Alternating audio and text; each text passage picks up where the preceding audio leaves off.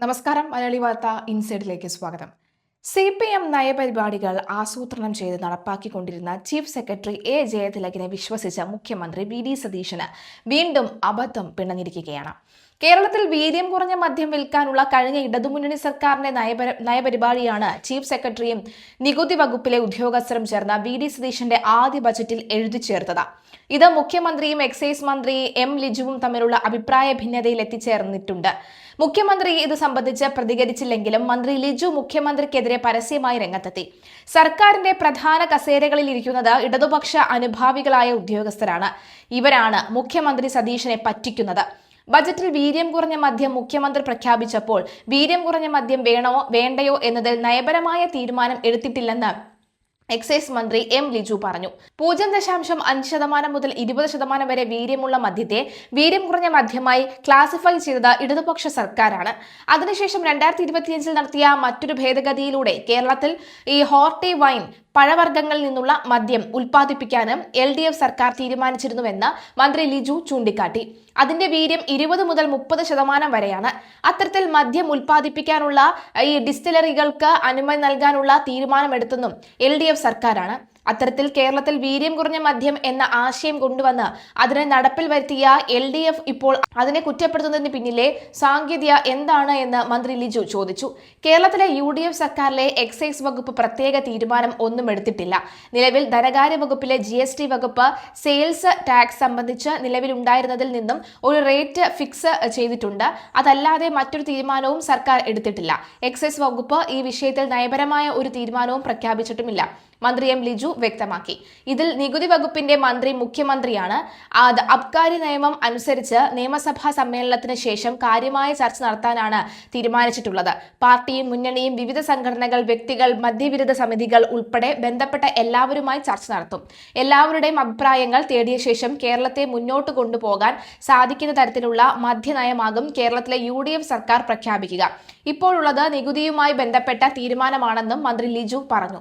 അതായത് ബജറ്റ് പ്രഖ്യാപനം നടത്താൻ എക്സൈസ് മന്ത്രി സമ്മതിക്കില്ല എന്ന് അർത്ഥം. മന്ത്രിയും മുഖ്യമന്ത്രിയും അറിയാതെയാണ് വീര്യം കുറഞ്ഞ മദ്യത്തിന് നികുതി നിശ്ചയിച്ചിട്ടുള്ള മുഖ്യമന്ത്രിയുടെ ബജറ്റ് പ്രഖ്യാപനമെന്ന വിമർശനത്തിനിടെ തുടർന്ന് നടപടികളുമായി എക്സൈസ് മന്ത്രി.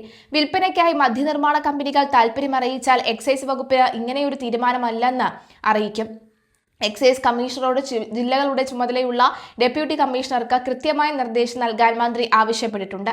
നികുതി ഘടന നിശ്ചയിച്ച തീരുമാനം മന്ത്രി അറിഞ്ഞോ? മുഖ്യമന്ത്രി ആശയവിനിമയം നടത്തിയിരുന്നോ? സ്വാഭാവിക ചോദ്യങ്ങൾക്ക് ധനവകുപ്പിന് സ്വാതന്ത്ര്യ അധികാരമുണ്ട് എന്ന് എക്സൈസ് മന്ത്രി പറയുമെങ്കിലും തീരുമാനം മുഖ്യമന്ത്രി മാത്രമേ അറിഞ്ഞിരുന്നുള്ളൂ എന്നതാണ് യാഥാർത്ഥ്യം. മുഖ്യമന്ത്രി ആശയവിനിമയം നടത്തിയില്ല എങ്കിലും തന്റെ അധികാരം എക്സൈസ് മന്ത്രി ഉപയോഗിക്കും. നികുതി നിശ്ചയിച്ചതിന് പിന്നാലെ വിപണി ലക്ഷ്യമിട്ട് മുന്തിയ മദ്യ കമ്പനികൾ നിർമ്മാണ താൽപര്യം അറിയിച്ച് വരാനുള്ള സാധ്യത ഏറെയാണ്. അന്വേഷിക്കുന്നവരോട് എക്സൈസിന് മുന്നിൽ ഇങ്ങനെയൊരു പദ്ധതി ഇല്ല എന്ന് അറിയിക്കും. എക്സൈസ് കമ്മീഷണറോട് ജില്ലകളുടെ ചുമതലയുള്ള എക്സൈസ് ഡെപ്യൂട്ടി കമ്മീഷണർമാരെ രേഖാമൂലം നിലപാട് അറിയിക്കാൻ നിർദ്ദേശിക്കും. ലൈസൻസിൽ തുടങ്ങി 20 അനുമതിയാണ് പുതിയ മദ്യം വിപണിയിൽ ഇറക്കാൻ വേണ്ടത്. ഇക്കാര്യത്തിൽ ഒരെണ്ണത്തിൽ പോലും നീക്കുപോക്കും ഉണ്ടാവില്ല. LDFന്റെ മദ്യനയം ഉൾപ്പെടെ പുതുക്കാൻ നിശ്ചയിച്ചിരിക്കുന്ന ആ സാഹചര്യത്തിൽ തിടുക്കപ്പെട്ട് തീരുമാനം വേണ്ടിയിരുന്നോ എന്ന സംശയം ഘടകകക്ഷികൾക്കുമുണ്ട്.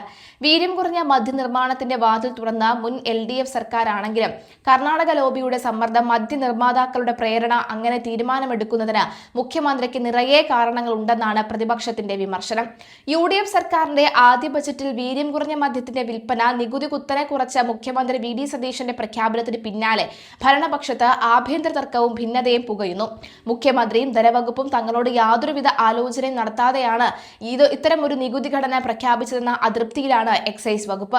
ഇതേ തുടർന്ന് പുതിയ പ്രഖ്യാപനത്തിൽ നിയന്ത്രണങ്ങൾ ഏർപ്പെടുത്താനും തുടർ നടപടികൾ മരവിപ്പിക്കാനുമുള്ള നിർണായക നീക്കങ്ങളുമായി എക്സൈസ് മന്ത്രി M ലിജു നേരിട്ട് രംഗത്തിറങ്ങിയതായും സൂചനയുണ്ട്.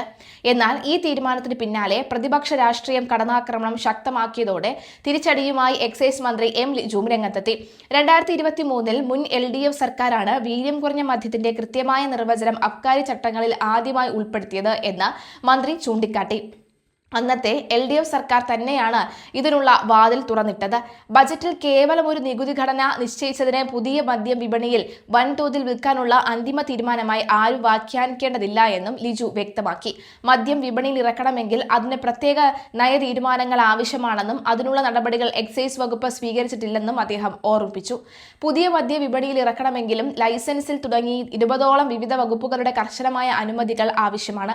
ഇതിൽ ഒരെണ്ണത്തിൽ പോലും യാതൊരുവിധ വീഴ്ചയോ നീക്കുപോക്കോ ഉണ്ടാകില്ലെന്ന് എക്സൈസ് വകുപ്പ് വ്യക്തമാക്കി കഴിഞ്ഞു.